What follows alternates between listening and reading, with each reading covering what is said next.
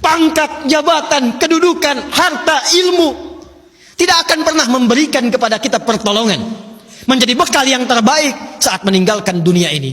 Karena itulah Nabi mengingatkan, setiap tempat punya bekalnya masing-masing. Anda dari Indonesia ke Malaysia, apa dipikir semua yang di Indonesia bisa berlaku di Malaysia? Tidak. Anda dari Indonesia ke Amerika, apakah uang yang berlaku di Indonesia laku di Amerika? Tidak. Belum tentu bisa digunakan. Mas sekarang kita dari dunia akan berpindah ke alam selain dunia. Apakah akan menggunakan bekal dunia? Kata Allah, tidak. Bekal yang dibawa saat berpulang dan kita katakan meninggal dunia itu hanya satu, yaitu amal saleh. Di dalam Al-Quran tidak disebutkan amal saleh kecuali dengan kalimat zikrullah. Zikir. Zikir. Zikir. Zikir adalah nama lain dari amal saleh. Sekaligus secara bahasa juga peringat. Seakan Allah ingin mengatakan, hei, ingat kamu akan wafat. Ingat kamu akan meninggal. Sekarang pangkatnya tinggi, hartanya banyak, ilmunya luas. Saat pulang ingat, saat meninggal dibawa tidak itu. Pakaian cuma 2 helai kain kafan, tidak ada kantongnya.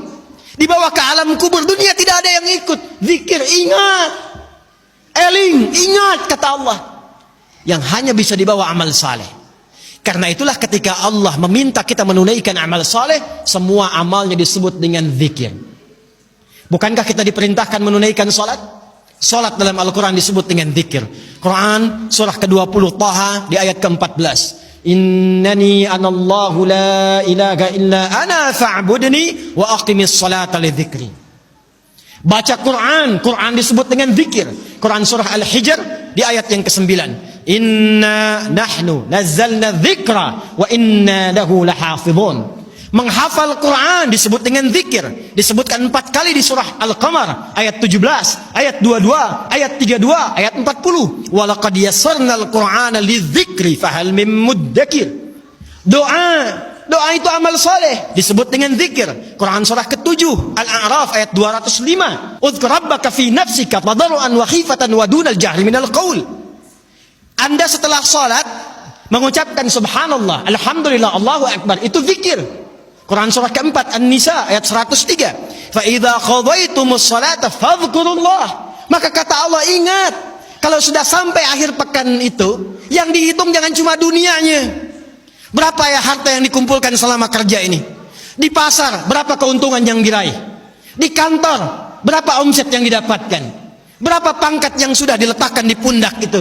Berapa ilmu yang sudah diraih? Kata Allah, ingat, saat meninggal apa bekal zikir yang telah kamu siapkan? Bahkan jangan-jangan sampai sekarang pun, puluhan tahun kita hidup, untuk sholat pun belum mampu mengenal, mengetahui, memahami apa yang kita baca dalam sholat kita. Bahkan diberikan usia yang banyak pun, jangankan menghafal Quran, untuk baca pun masih belum punya waktu.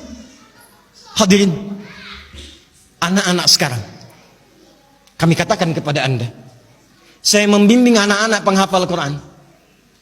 Ada yang matanya tak mampu melihat. Ada yang otaknya lumpuh. Usia 3 tahun, 4 tahun, menghafal Quran. Sampai hafal 30 juz. Dan ketika kami tanyakan kepada mereka, kenapa Anda menghafal Quran? Mereka katakan, untuk menjadi bekal ketika berjumpa dengan Allah subhanahu wa ta'ala. Ada seorang anak matanya buta. Orang katakan buta, kami katakan ditutup matanya oleh Allah supaya tidak memandang maksiat.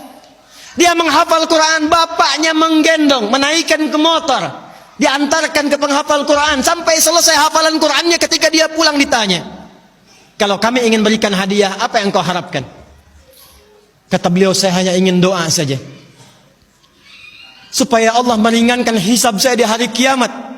Saya ingin katakan, ya Allah, saya mengakui saya banyak berbuat dosa, maka mohon dengan Quran yang telah hamba hafalkan ini, kurangi hukuman kami ya Allah, ringankan hisab kami ya Allah. Anak kecil, matanya buta, belum baligh, belum berlaku hisab, menghafal Quran supaya minta hidupnya diringankan di hadapan Allah dari dosa-dosa yang mungkin dilakukan. Anda diberikan 40 tahun, 50 tahun, 60 tahun, kalau sampai detik ini mengharapkan surga Firdaus, tapi belum serius mencari bekal, maka dengan cara apa lagi dan berapa lama lagi Allah memberikan kesempatan kita untuk mendekat kepadanya? Karena itu insan beriman, bangun kekuatan, bangun silaturahim, jauhi sifat terpecah belah, jauhi polarisasi, satukan cinta di antara kita. Setelah itu tingkatkan ibadah kita, niatkan setiap pekerjaan kita untuk mendapatkan ridha Allah Subhanahu wa taala, dan setiap tempat yang kita pijak, pakaian yang kita kenakan, kelak semua akan bersaksi di hadapan Allah. Itulah ikhtiar dan ibadah kita